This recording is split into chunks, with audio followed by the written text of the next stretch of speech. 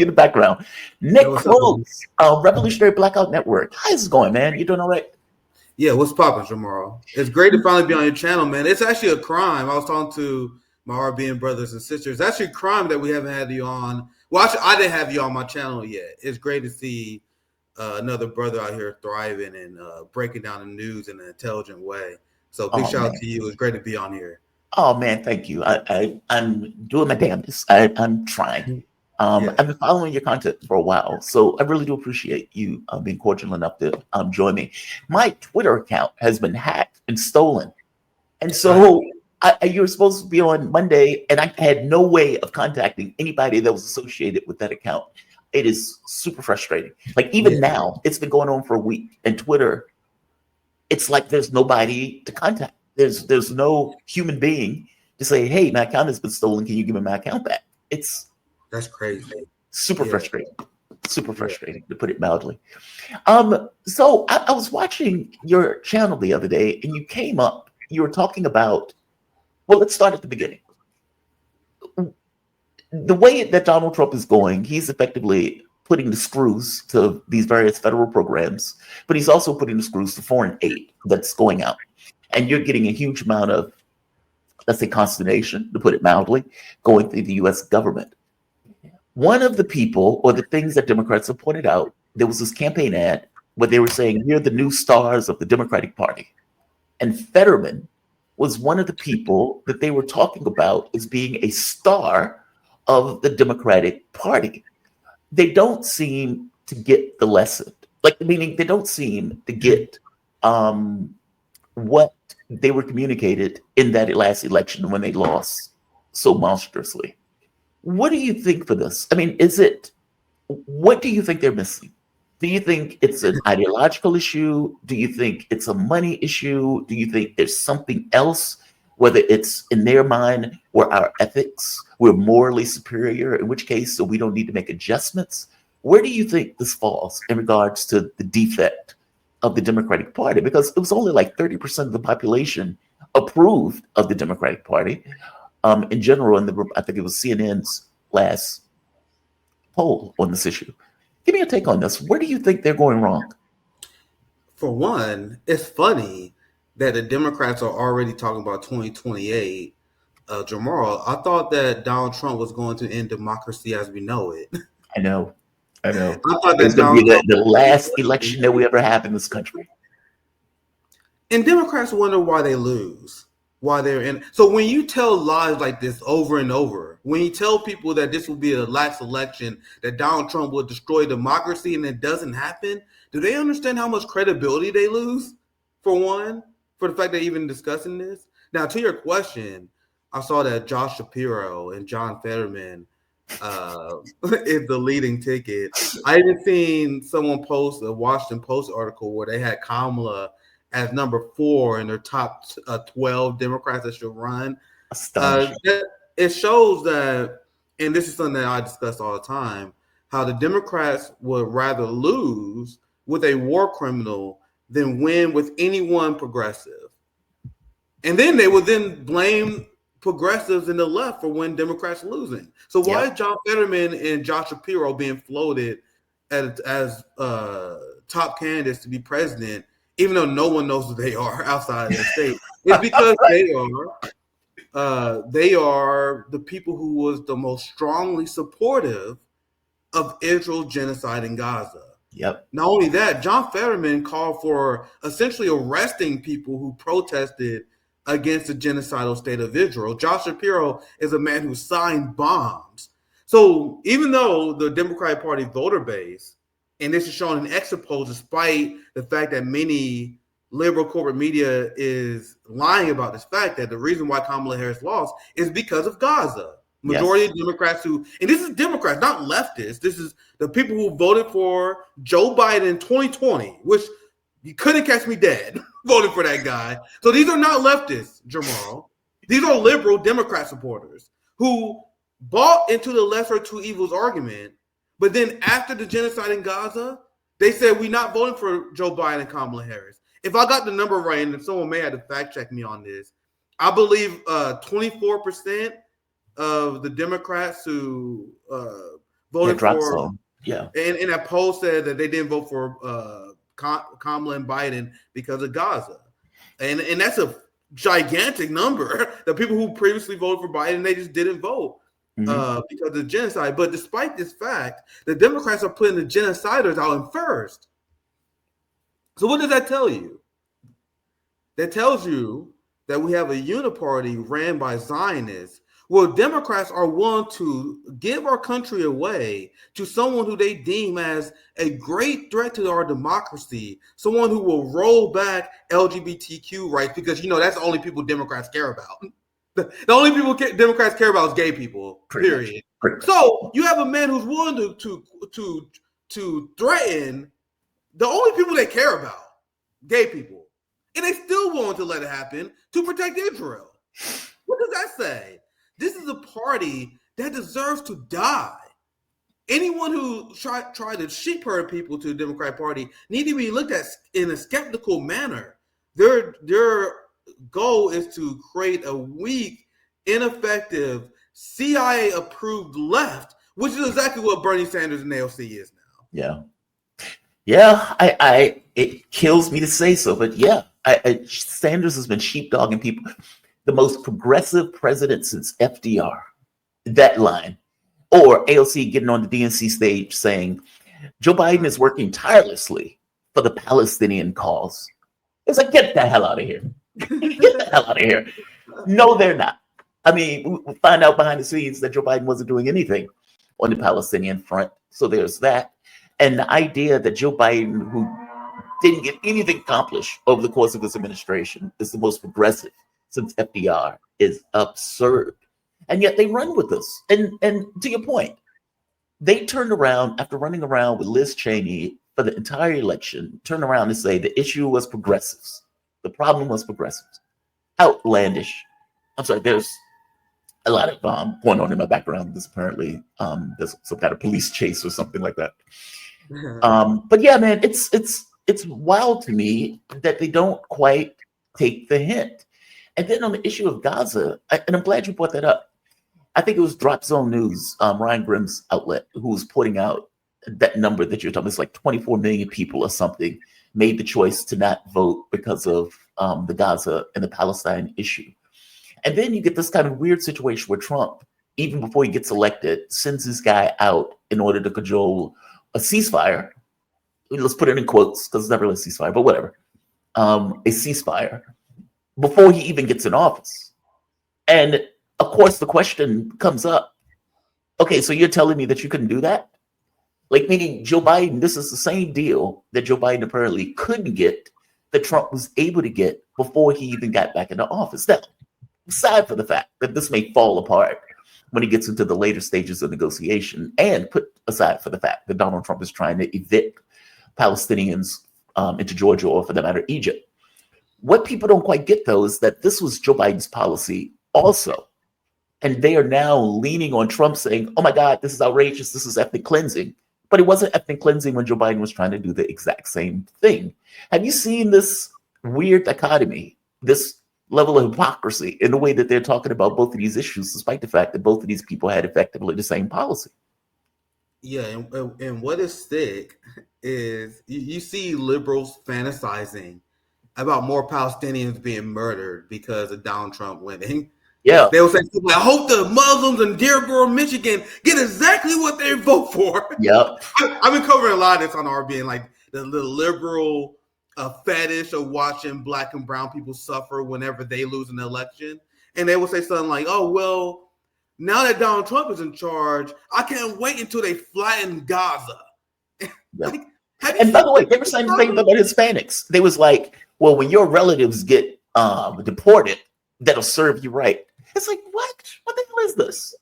What's wrong with you people? Genocide Joe Biden deported more people than Trump's first term. Obama deported more people than Trump. And it's very frustrating. You know, I have a segment on RBN. I'm planning on this. And I had a viral tweet a long time ago where I was explaining how liberals are only immigration activists when a Republican's in charge. I'm sure AOC about to cry at the border any moment now. So you guys know that there was ICE raids during the Biden administration, right? You guys know that under Joe Biden, ICE was funded billions of dollars more. I believe the number is $6 billion.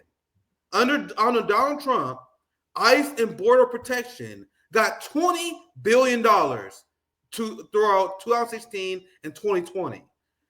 Under Joe Biden, they got $26 billion, which is why I've been hammering both sides, which I always do. I'm the negative Nancy, because now I'm bringing the Trump-supporting celebrity worshipers back to reality. Because these are the same people that claim that Joe Biden had an open border. No, ma'am and sir, there is no neoliberal solution to the border crisis that was caused because of U.S. imperialism and U.S. sanctions. Yes. So because of U.S. sanctions and U.S. imperialism, we have an escalating migration crisis that will be apparent no matter who is president. So in response to this crisis, we've seen the deporter-in-chief. That is what Obama was called. The deporter-in-chief. It's crazy how Democrats went from the deporter-in-chief, and now Republicans are pretending they support open borders. And Democrats, because they know they'd be helped politically, they're more than happy to allow that to happen. But Biden has spent more than Trump. They had regular ICE raids. And when that was happening, liberals did not care. Liberals did not shed a single tear while that was going on. Now, all of a sudden, they feel bad for Latinos being deported simply because they lost. It's the same thing. I saw CNN, and I tweeted about this as well. They ran a story talking about the pain that Palestinians are feeling in Gaza. As someone who, I am a corporate media hawk. I watch a lot of their stuff, breaking out propaganda. During the Biden administration, I promise to God, I've never, ever seen a CNN segment where they were talking about the pain of the Palestinians. Nope. But now that Trump is in charge, all of a sudden they are running segments talking about how much they care about the Palestinians. Do you guys understand that this dynamic alone proves that the Democratic Party is the most effective evil? Because since they allow the government, the U.S. imperialist violent government, to get away with whatever they want, as long as they feel good at election day, and they get that warm feeling, they're able to pop champagne, and they can celebrate an election victory. U.S. government, you can do whatever the hell you want. But if they lose, all of a sudden they're human rights activists. At least when a Republican is in charge, the liberal wine moms will join us when we protest the government. That is why the Republican Party is effectively the least effective evil. The fact that the Biden administration tried to prosecute the Uhuru 3, Chairman of Mali, for criticizing the Ukraine war. You had Donald Trump, who pulled Ukraine aid funding, who's ending the social media censorship. I am not a Republican, but it's clear what side completely lost their fucking mind, and it's frustrating because now Republicans can do victory laps. We have capitalist tech bros. We have the oligarchy siding with Donald Trump. They're dominating political life because liberals are so incompetent. Because they won't get the fuck out of the way. You know what I mean? Go ahead, Jamal. Well, no. Please, finish. Yeah. Well, I was just going to say, what's wild about this is I've been fascinated by this H-1B1 visa thing. Because, as you point out, these tech bros who have now, are now part of the Republican Party. You've had Zuckerberg show up, kissing the ring. Of course, Elon Musk has been doing Nazi salutes on stage. Well, for one, do you think there was a Nazi salute? It looked like a Nazi salute to me. That was a Nazi salute. A lot of people who are coping, they're saying that was a Roman salute. You know how many slaves? Like this is you know how many slaves the Romans had? Do you guys think it's an accident that the Nazis decided to copy the Roman salute? Do you guys know how common rape as a tool of war was during the Roman days? I explain all the time. I'm a historian before I'm a political commentator. So I see people who justify, that was a Roman salute. The Nazis took that for a reason. Yeah. You know what I mean? Because the Romans were doing Nazi shit all the time. So when Elon Musk did that, in my analysis, I explained that was pure muscle memory. Like, this is a motherfucker that does Nazi salute. You said muscle memory? So when you're excited, When you're someone who do Nazi salutes, you love the AFD, you down with far right shit. When you get excited, you're gonna do a fucking Nazi salute. You know what I mean? I threw the thumbs up. You know what I mean? I do it all the time. You know what I mean? When you're Elon Musk, you default to the Nazi salute. That's my take on it. You know what I mean? Yeah, that was the thing you went to, like, just reflexively. It's like, come on, dude. How do you not know? Yeah, how do you not know? Like, what? It's so random. And then they were trying to show, well, here's other people doing it. No, I've not seen anybody like, I mean, he touched the heart. I mean, he was in perfect form and all. And you're like, okay, what the hell is this? What are you doing? You clearly have to know what you're doing with this. The H-1B1 visa thing has been fascinating to me because there seems to be this element of the Republican Party that are actually populists, weirdly enough. And I don't mean the people in office. I mean, there seems to be an element of that party that seems to be skeptical of corporate power. I mean, that was the epitome of the H-1B1 visa fight, right? Where they were like, well, wait a minute, we thought this was America first. And now you're saying that us good Christian white Americans are now lazy and that we can't do the job. This is the way we talk about black people. You're not supposed to talk about us like this. And then you have two foreigners, Vivek Ramaswamy and Elon Musk, who are effectively saying the white people aren't up to snuff to do the job. I was fascinated by that. And then they were like, we don't understand. You're supposed to be fighting for America and American workers. It's like you put a billionaire in office believing that that billionaire was going to somehow fight for your interests as workers. And again, on some level, I fault the Democratic Party for this because, the idea that you can't beat a blue collar billionaire and you can't make the argument that you are better for the working class than this billionaire, there's something inherently wrong with that. Give me your take on this. I'm fascinated by this fight. I'm fascinated by this argument.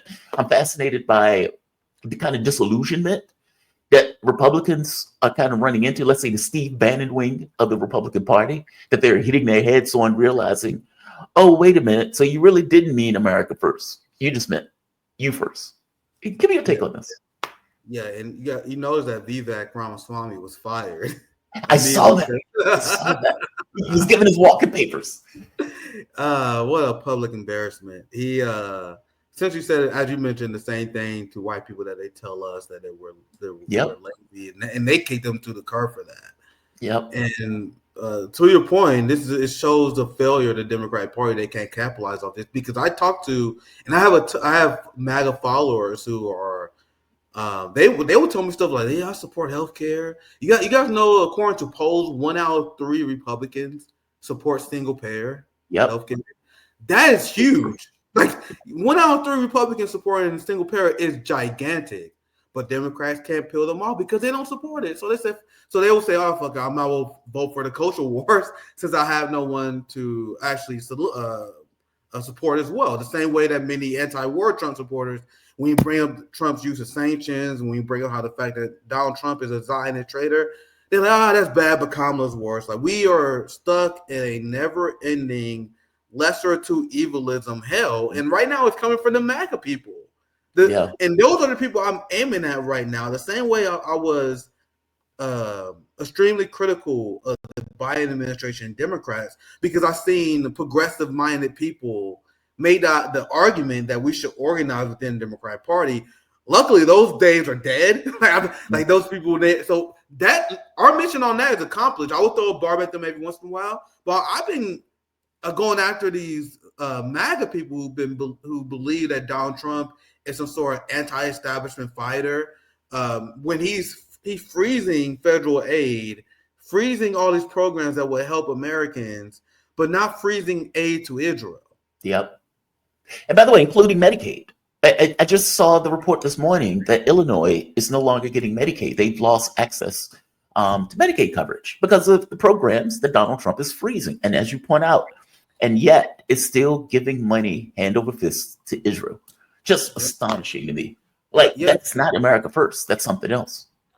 Donald Trump has said he's going to team up with Mike Johnson and Chuck Schumer to pass a combating anti-Semitism bill.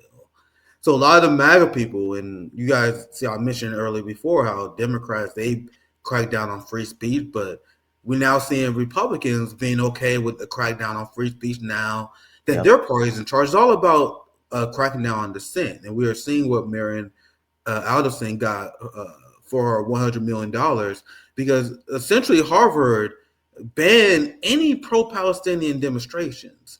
And this is because the Trump administration had made threats about pulling federal aid and any assistance towards any school that allowed the freedom of expression.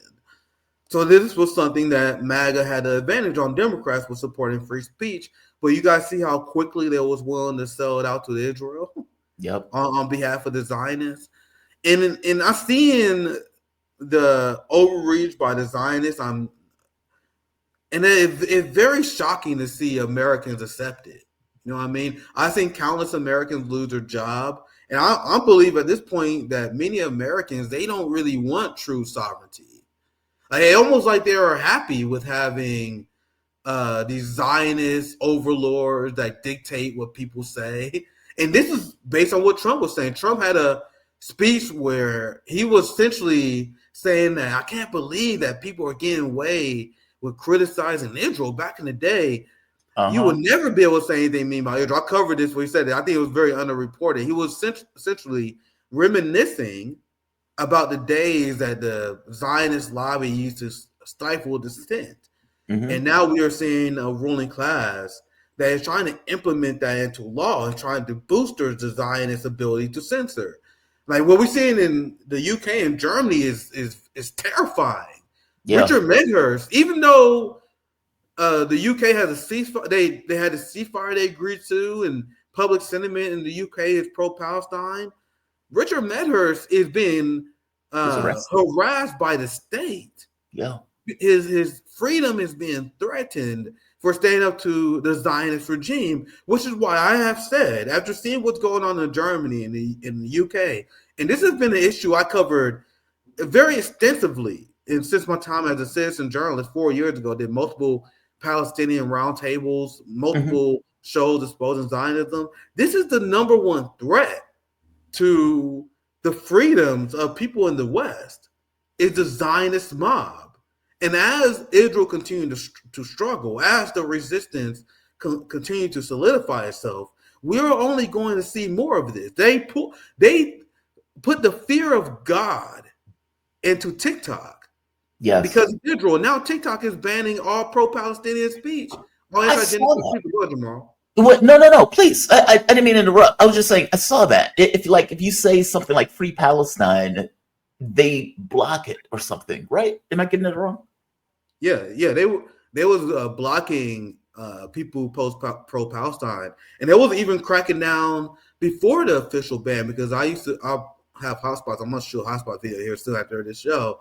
They banned multiple of my hotspots for calling out like the Ukraine war and the Zionist war, but the Zionist establishment had to send them a message, which was them passing the TikTok ban.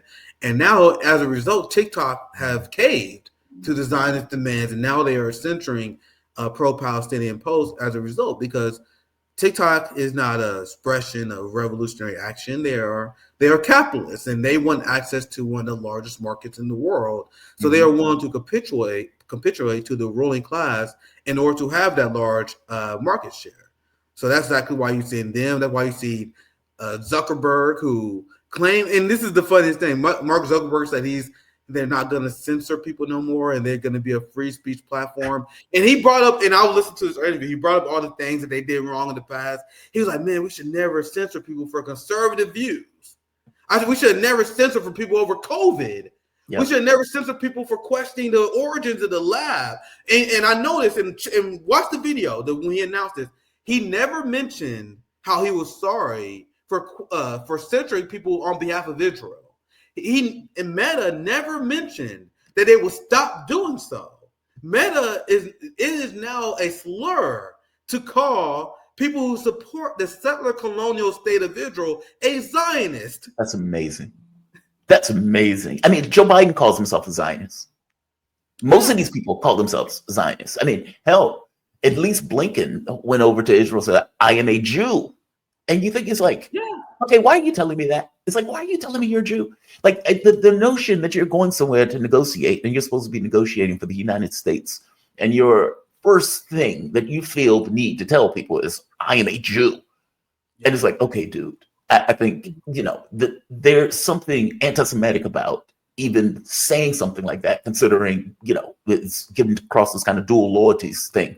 Unfortunately, it was a dual loyalty. It wasn't like, these guys weren't looking out for the interests of the United States. And by the way, I think all of these people, whether it's TikTok doing this now, whether it's going after free speech rights, in fact, boycott, divestment, sanction. If you remember, many states were passing laws criminalizing support for BDS, which is effectively what these guys are doing now, just on a larger scale, whether you talk about the universities, schools, or something to that effect. No, I agree with you wholeheartedly. This stuff is anti-American right off the bat. From your point of view, I mean, do you think this is going to be something, for one, I get the sense that this is not going to survive in court. But why do you think they have this much clout in the country? Is it just, do you think that money is, or do you think that clout is articulated? Well, no, that Israel has in regards to criminalizing this level of speech. For example, do you think it's purely through political means, or is it exerted in some other fashion? I mean, because I get it in a political sense. Authoritarianism. This is the true expression of authoritarianism, because there are many people who speak out against the state of Israel and they are fired as a result. I know many people. Anyone who speak out against the crime of Israel, they are labeled anti-Semite. Mumandu, we had him on RBN. He's a great anti-apartheid, anti-genocide activist, and he was threatened with deportation and expelled from school for his support of Palestine. So the American people showed and posed that they are opposed to sending taxpayer money to support the genocidal regime of Israel. Even majority of Republicans support an arms embargo. We don't get it because we have an authoritarian captured government by the Zionists. And that's why they don't like us using the term Zionists. They want to say Jews, which doesn't make sense, because the largest driver of Zionism is from evangelical Christians. Right. And there are Muslims in the Middle East who are Muslim Zionists. These are the bourgeoisie enablers of Israel. I'm looking directly at you, Egypt. The entirety of the Egyptian Muslim class are Muslim Zionists. They hate Hamas, guys. But people be like, what do you mean Muslim Zionists? The Muslims in the Middle East who hate the Palestinian resistance. So you have Muslim Zionists, Christian Zionists teaming up with the Zionist Jews, because there are a lot of Jews who don't support Zionism, to create a Zionist entity, which is why we use Zionism, which is why they ban the word. Every time you tell the truth about the reality of the Zionist captured United States, they label anti-Semitic. You gotta know, even saying that is considered anti-Semitic by the ADL, saying that the United States is Zionist captured. They will say stuff like, well, what are you saying? Are you saying that Jews run the world? Are you saying that Jews run the government? Isn't this pretty weird? And what other minority group do you know, Jamal, that can get immediate congressional hearings to get anti-Semitism awareness bills passed, to crack down on American free speech, who can get immediate aid passed just like this, who can get people fired for their job? But if you notice that, you're anti-Semitic. Something else they say you're anti-Semitic. They'll say you're anti-Semitic if you bring up the concept of dual loyalty. Right. Anthony Blinken is a Zionist Jew. Yes, he Bernie is. Sanders is a Zionist. That's why he wouldn't call it a genocide. That's why Bernie Sanders hates Hamas, because he is a Zionist. And they have dual loyalty to Israel. Amos Hochstein go ahead, Jamal. is another one. I was just saying, Amos Hochstein is another one. The one who Joe Biden sent to Lebanon in order to negotiate, basically the Lebanese envoy, who used to be an IDF soldier, who, is being sent by the U.S. to negotiate a Lebanese peace deal. It's just, I agree with you. Yeah, Ben Shapiro openly said that the only reason he doesn't live in Israel is because he feels like he can do more work on behalf of Israel, living in the United States doing propaganda on behalf of Israel. This is something that Ben Shapiro said out loud. But Jamal, if you say that he has dual loyalty to Israel, they will call you an anti-Semite. They say, "Oh, what are you saying that Ben Shapiro is not loyal to the United States because he's a Jew?" You guys see the games they play. And we should have stopped taking this seriously. And I get a lot of heat when I say "fuck this anti-Semitism" nonsense. But the second that they started going after free speech, the second they started deporting people, the second they started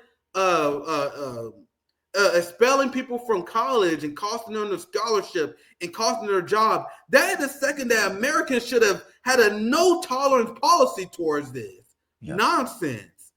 And which is why I don't view you as anti-establishment.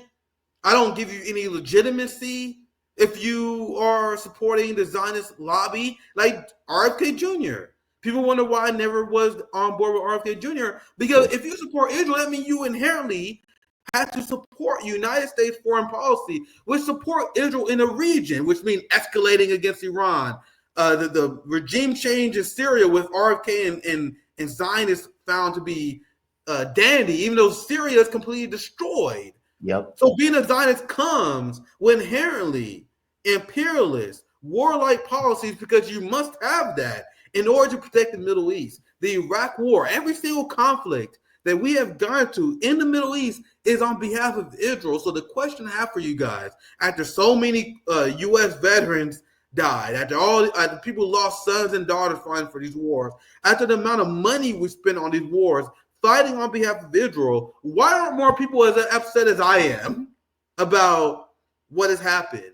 Because China, a country I deeply admire, they make fun of us all the time, Jamal. They say, we spend trillions of dollars fighting in Afghanistan. And what did we get out of it, Jamal? Nothing. You know what they got? China got high-speed rail, completely futuristic, innovative technology and infrastructure. Meanwhile, we pissed that away, fighting wars on behalf of Israel. Meanwhile, more Americans aren't upset about that. Isn't that strange? That people just okay with that? Well, I don't know. Yes, agreed. I mean, but I think more Americans would be upset about it if it became a political football, if that makes sense. Like, because right now, the way you look at it, both political parties, effectually at war like parties, both political parties are deeply in the pocket of Israel. So it's almost like, where does a person go? Where do you go in this process? I mean, Donald Trump, when he ran, he tepidly was open for some kind of negotiation in regards to North Korea, in regards to Ukraine, etc. And again, I'm putting that tepid. Donald Trump is not anti-war. He was just open for a deal if a deal was available. That was more, though, than what Democrats were offering in regards to any kind of thing. They were believing full belief in forever wars. And any notion of, hey, maybe we shouldn't be fighting these wars abroad. Maybe we shouldn't be fighting these wars in the Middle East. Their take was, okay, so you just want to capitulate. It's like, what are you talking about?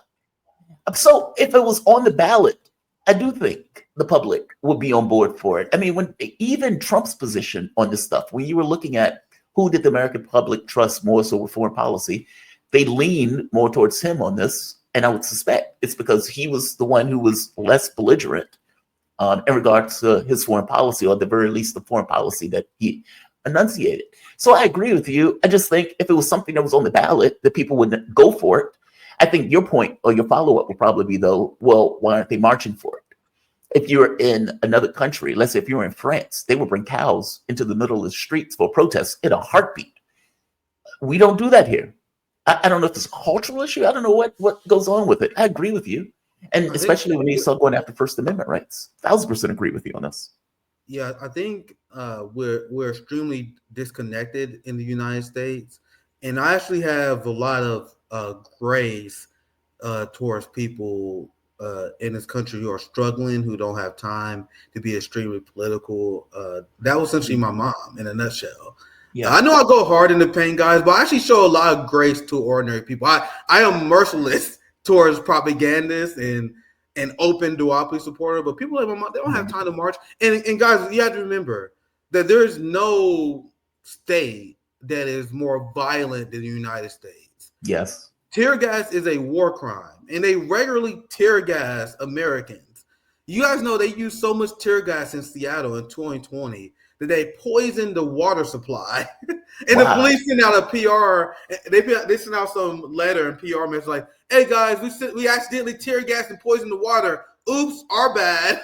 The United States in a nutshell. So the point I am making is that even though I would love people to have a warrior mentality, I'm a martial artist myself, the United States is a very uniquely evil and violent society.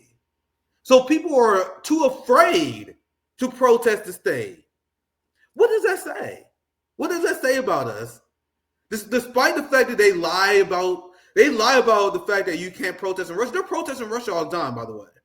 Yeah. They protest in China, including the lockdowns. In China, the lockdowns, they went too far on the lockdowns. So the Chinese people then protested them, and the Chinese government responded by lifting the lockdown. Yeah, they backed away. The government responded to protest. Who could possibly imagine that? You know why that doesn't happen here? Whenever we do protest, we get our ass beat by the police, and then the establishment doubles down. So in 2020, you had a giant working class mobilization against the police state. It started because George Floyd died, but it was largely about being upset about the expansionism of the police state. Yeah, we spent how much money we spend on the police state, the modus operandi of the police state. So after protesting that, the Democratic Party response was to double down and create more cop cities and double down on the police state. So whenever the Americans protest the government on something, the government does the exact opposite. And it's a truly barbaric society where if you are shown as a dissident, I was tear gassed. That's when I had my first viral tweet. People thought I was just a shit talker. I was on the ground covering the Kansas City George Floyd protests, which why I debunk all the bullshit you hear from the right where they said the George Floyd protest was violent. The police was attacking us. The police tear gas children at a park that had nothing to do with the protest. Or do people talk about that? They do not. We hit the streets, we protested the police state, and the police responded by rioting against the American people. So I'll put it this way. This is why I actually show leniency towards people who may not hit the streets, even though I advocate for it. Because hitting the streets in America has deep consequences. I'm a trained martial artist. I take blows. You know what I mean? I'm a warrior. Not everyone's like that. You know what I mean? A lot of people just trying to get by, and that's why we are such in such a devastating position as the left, because we're almost checkmated because of this dynamic. Because the United States is so violent, the ruling class, they study history. They have theory. We have our theory. I have my socialist theory. They have ruling class theory. They witnessed revolutions throughout time. Henry Kissinger was the mentor of Hillary Clinton. They talk about this. How do we manage the empire? After studying revolutions and seeing societies being upended because of worker class movements, they realized that we can't give any inch to the working class. And if there's any pushback towards us, we will use hardcore violence against them. We will financially ruin them. We're not going to give any inch to the people. Which is, and I'm not just a long rant, Jamal. Sorry, but this is why I generally have a lot of grace to people who actually, well, I would say need to get in the game. You know what I mean? Yeah. Americans need to get in the fucking game, but I understand why people don't. If that makes sense, you know what I mean? Yeah. I think there are two parts. I think the first one is economic first. Well, three, actually. The first one I would go with is just invisibility. I try to think about what I was when I wasn't politically engaged, when it was just kind of like you're in a job, you're hooking up with this woman or that woman, you are playing your Xbox, you're just kind of living your life, and you're not entirely plugged in. You're just kind of floating, and you don't even necessarily know what issues are to even have an issue with what those issues are. You're just kind of, it's you're a leaf in the wind. So there's that part. There's this invisibility element that's associated with anything that goes on, because you have to read, you have to look it up, you have to have some kind of historical context to even understand what's relevant. Any society that the person grows up in, they're going to think it's normal. And so they may not even know, like the healthcare thing, right? If you don't know any better, you may not know that other countries actually have healthcare. You may not know that other countries cover their education, or that putting $40,000 on the back of a child is immoral. Like, you may not even be perfectly aware of it. You think this is normal. So there's that part. The other part has to do with the economic ruin. And I'm glad you brought that up, because the thought is, if I make $30,000 a year, I go out and protest. If I'm arrested in that protest, am I going to lose my job? Am I going to have other consequences associated with me going out in order to get across my own political rights? I mean, anybody says, well, Americans have the right to protest. That's what they say. In real terms, that's, something different in regards to what they can do to people when those people go out and protest. So I would imagine you're right. Jamal, just real quick. And then just a rhetorical question on that point. If you have to ask the government for permission on where you can protest, how you can protest, what you can do you really have the right to protest? Like, we had to fill these permits out, and then Republicans passed bills, and there's a bill I know for a fact that passed in Florida where they said you can't protest at the houses of politicians and Supreme Court justices. So they say you can't protest over there, you can't protest over there, you can't protest at a bar, you can't protest at a bar, you can't protest any. So if the government gives us permission on where we can protest, is it really a protest, or is it a glorified prep rally? You know what I mean? But go ahead, Jamal. Sorry. Yeah, it's like you can go into this area and stand in this box, and you can, get your grievances across. It put me in mind when George Bush was in office, and George Bush didn't want to have protests anywhere near where he was. So he was like, you can protest several blocks away over there, even though we're going to be over here. It's like, okay, dude, are you being serious right now? Like, and you know what's ridiculous? I live in Kansas City. I've been at so many protests in Kansas City.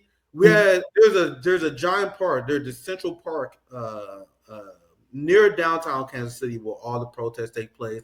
I gave I gave a viral. Call it famous. I might just put too much of now. It was somewhat well received speech during the March for Medicare for All, and I gave it during at the park at Kansas City. A lot of people watching. Not a big deal, but a lot of people watching. I gave the speech about Medicare for All. That the same spot where people got tear gas during George Floyd. That same place where Casey Tennis held a protest about tennis rights. The point I'm making is every single time we have a protest in Kansas City, you know exactly where it is. Every time there's a protest in Kansas City, it's going to be at this park. It's in central Kansas City. So the ruling class is like, all we got to do is avoid that area right there. Every single protest in Kansas City is in the same spot. Like, that's so stupid. So all they do is just ignore this area every single time. And I'm being very careful about this criticism, because I have no criticism about the people who organize the protest. They're following the rules or whatever. But how legitimate are these protests when they just draw a fucking box? It's a small park and every single protest is there. Every single Palestinian protest is there. It's the only place that allows to protest in Kansas City. And my thought is, how fucking effective is this really? But it's better than nothing. I will say you can stand right here and you can bitch and make your grievances known right there. You got to stand in that box, that spot. Before I let you go, we have to hit Jon Stewart. Jon Stewart is hit and miss to me. He really is. Like, I remember when Tucker Carlson went to interview Vladimir Putin, and it was a great interview. Putin gives this kind of historical context, historical lesson.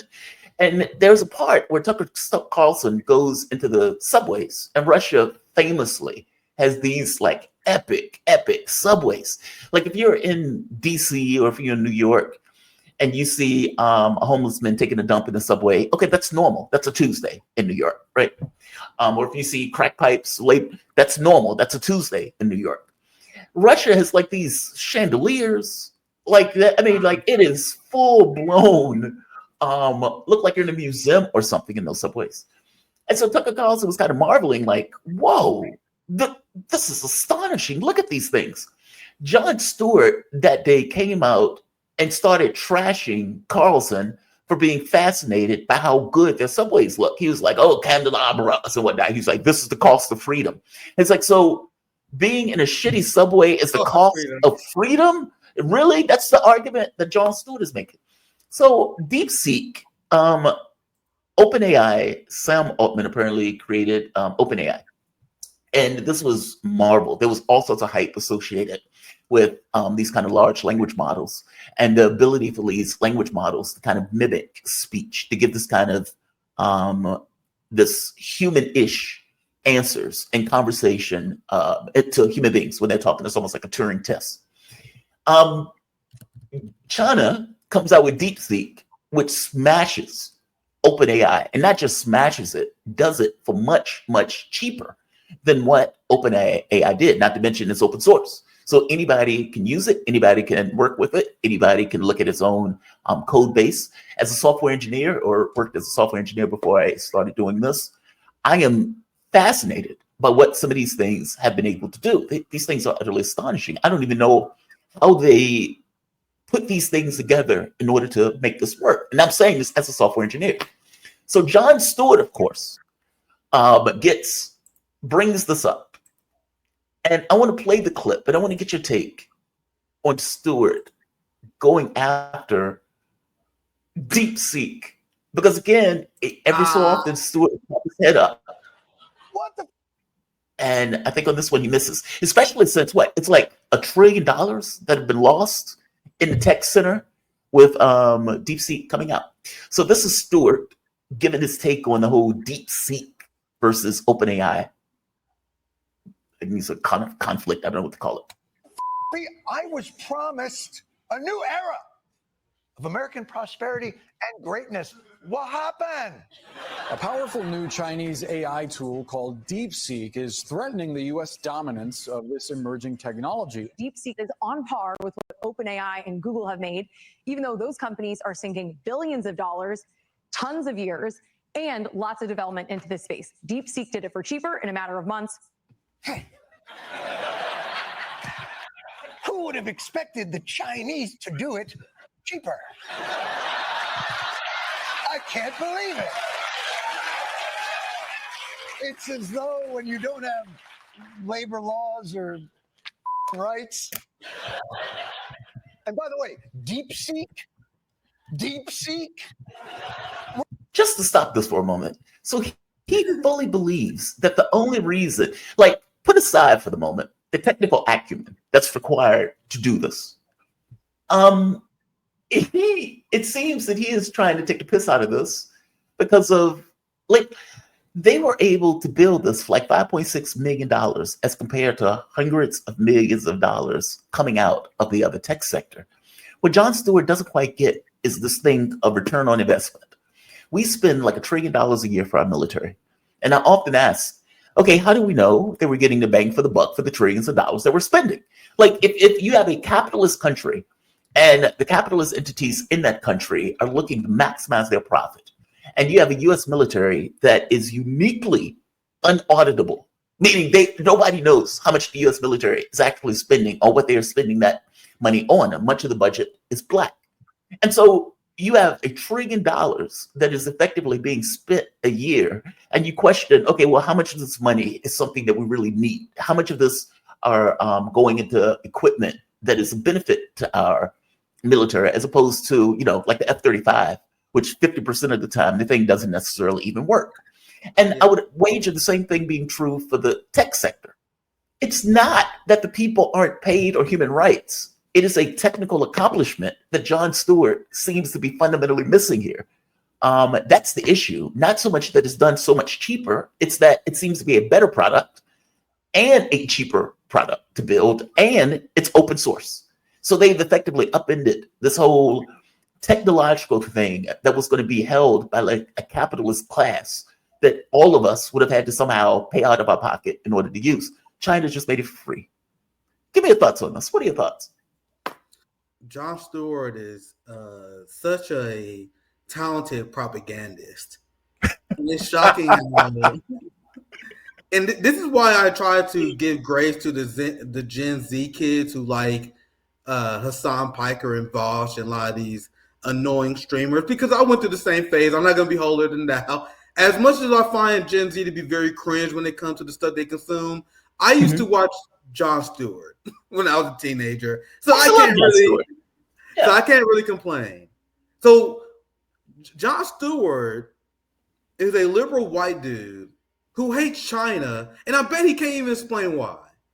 Why is he lying about China? The way he had rationalized why China whooped Americans' ass is to claim, without evidence, because that's what white liberal dudes do, that China doesn't have workers' rights or rights whatsoever. That's what he said. Yeah. And I'm glad you saw that clip because I'm definitely going to cover this on RBN here soon. He claims that China doesn't have worker rights. And meanwhile, China has paid maternity leave, and we don't. In China, they have paid time off. You got to know, the longer you work at a company in China, the company is required to give you paid time off. We got no guaranteed paid time in the United States. In China, they have free health care. Meanwhile, liberal fuck Jon Stewart, in front of his liberal boomer audience, is telling people that China doesn't have workers' rights.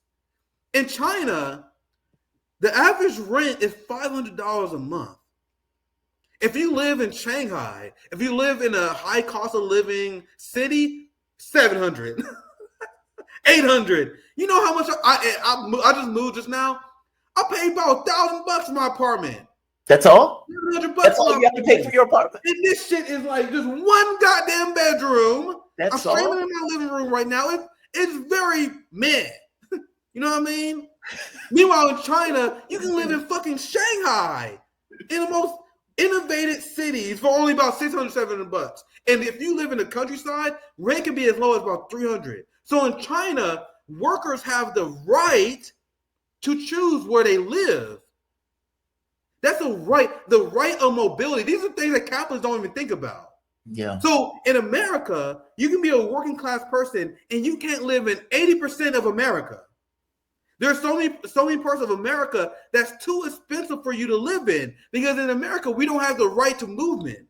We don't have the right to choose where we live. We have the right to live in the ghetto. You know what I mean? Meanwhile, in China, you have the right to choose where you live because you can afford to live where you want. These are rights in the abstract that liberals don't even think about. So in the United States, where we live in a prison state, where we imprison 1/4 of the world's prison population, China has less people in prison. These same liberals will say China is a harsh authoritarian prison state as we locking up brothers left and right here. 5% of the world's population. Yeah. Yeah. It's this deep hypocrisy. It is xenophobic nonsense. Because why would Jon Stewart believe they don't have workers' rights? So there's two things that's happening here. Either Jon Stewart is a complete dumbass who fell for American propaganda, who believe that China is overtaking America despite not having workers' rights, or he knows better.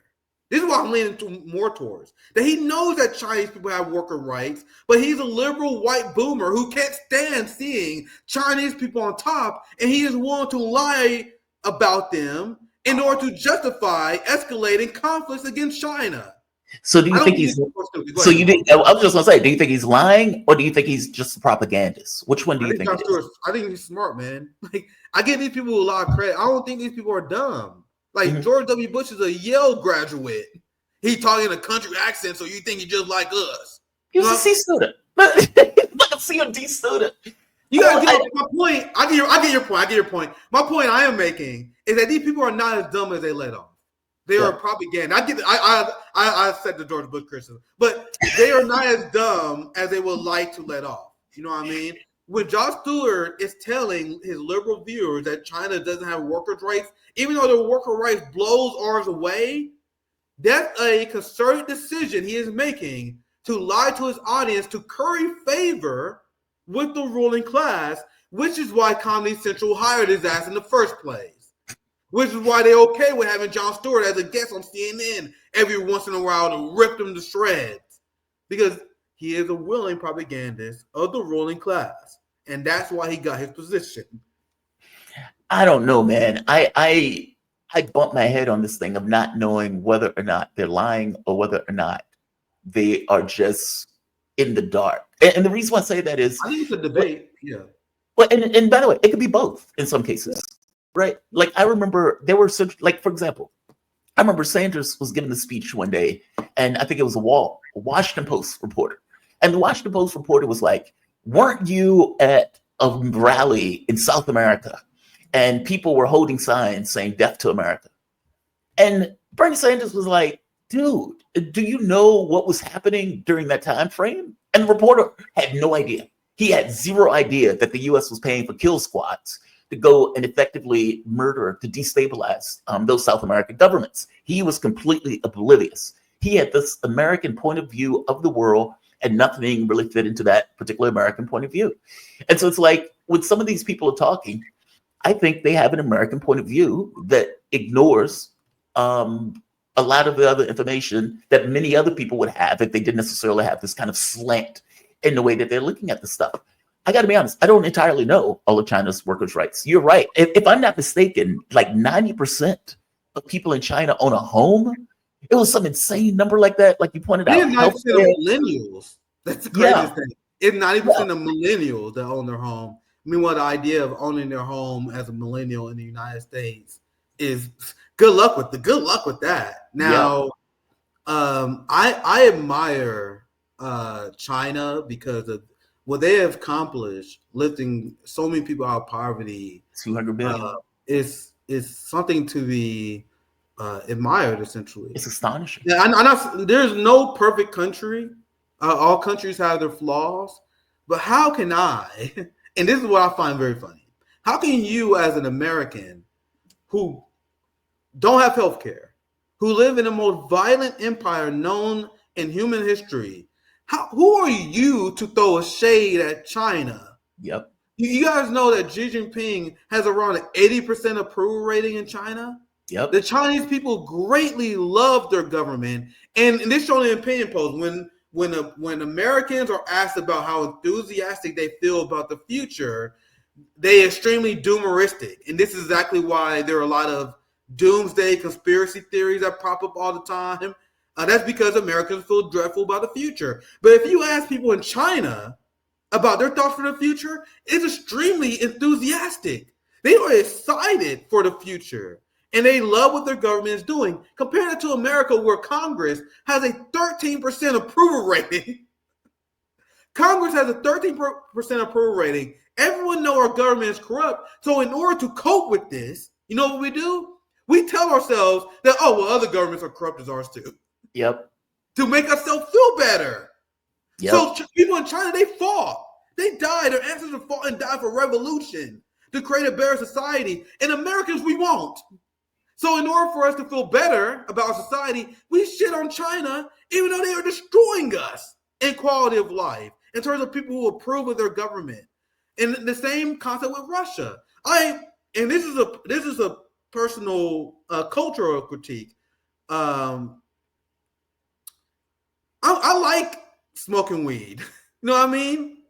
China is extremely anti-drug because the opium wars. So culturally, they're anti-drug. But who am I to be like, oh my God, China sucks because they don't agree with anything I do? No, everyone has their own culture and they will implement it differently. You can't take your American beliefs and then apply it to China. You know what I mean?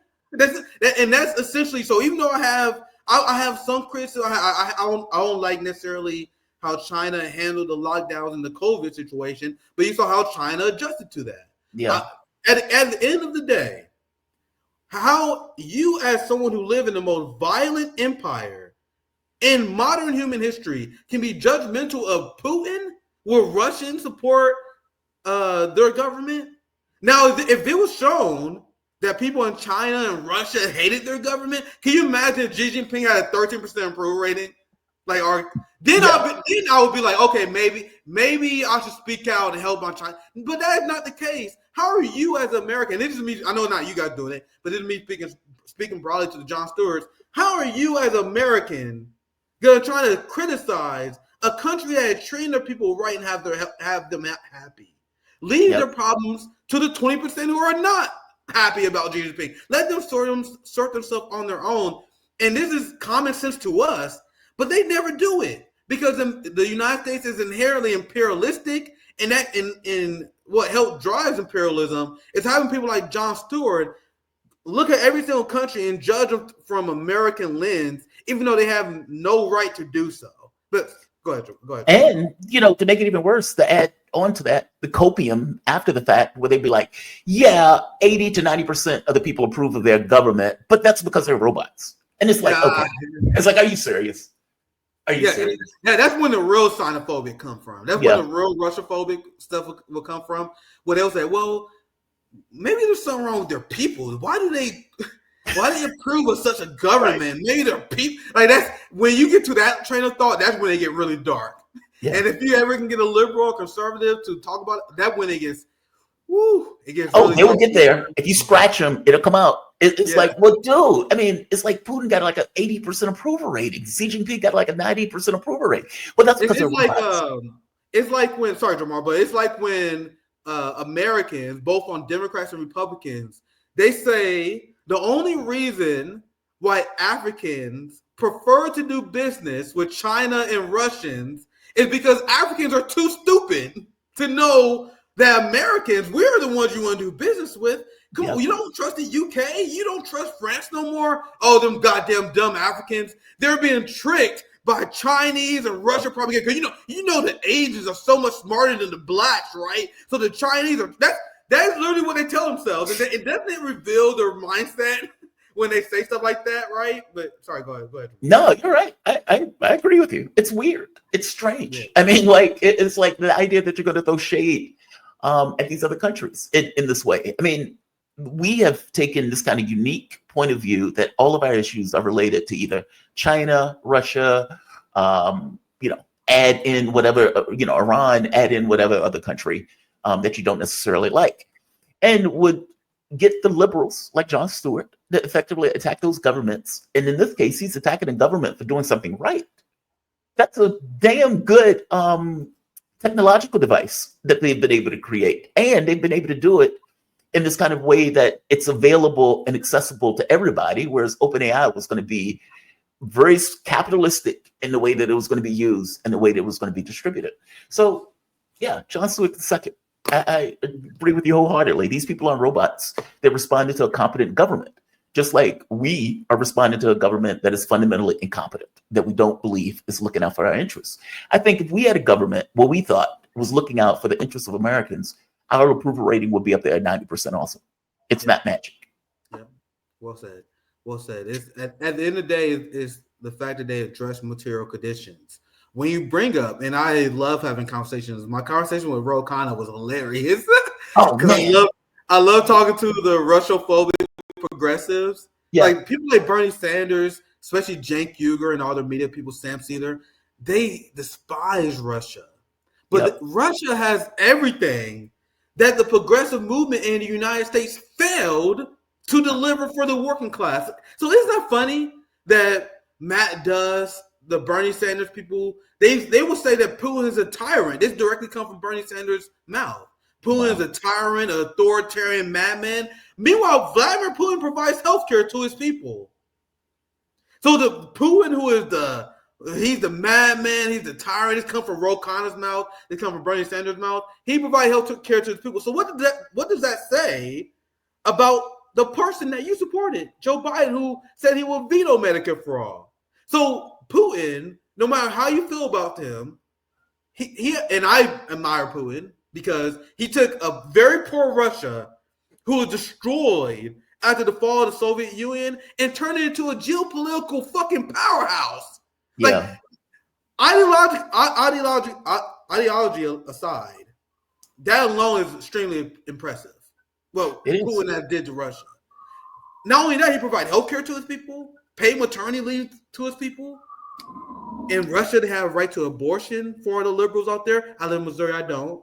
So why exactly do progressives and Americans hate Vladimir Putin? They can't explain it to you because they're propagandized, man. And that's exactly what I do. And I think you do a great job on your show as well, is to help deprogram people. people are programmed by it's and I explained it on RBN many times before. We don't have facts in America. We have lore. They tell you the American lore. They tell you the story that you're supposed to repeat. And the person who is trained, who has a doctorate, who has a master's degree, they're not really smart. They don't have critical thinking skills. Ro Khanna, he got some fucking law degree, and I ran circles around him, and I'm a college dropout. So the only thing you get from these academic institutions is that you memorize the lore. And as a working class, we must reject that, and we must embrace intellectualism. Sorry to get ranty here, but the ruling class purposely, you see it in our culture, where they emphasize and they stress anti-intellectualism. We must establish a theory-studying, active, and militant working class, which is what we haven't had for a long time. Nick Cruse, man, thank you for this. A Revolutionary Blackout Network. Where else can people find you? I see you. I know you're on Twitter at Revolutionary Blackout Network. You also have your YouTube channel. Definitely check him out, man. He if you like what you heard here, you can definitely hear it on this channel, and you can see him on YouTube, Twitter, and YouTube, doing his work. Good job, man. I really appreciate this. Thank you for this. Yeah, it was a fun conversation, man. Once again, I'm very supportive of your work, and we definitely gotta have you on RBN sometimes. You do great stuff on the channel, and we wish you the best of luck at RBN. Thank you for having me on. Oh man, thanks, man. I really do appreciate it. Be safe, man. Have a good one. Have a good one, guys. Take care.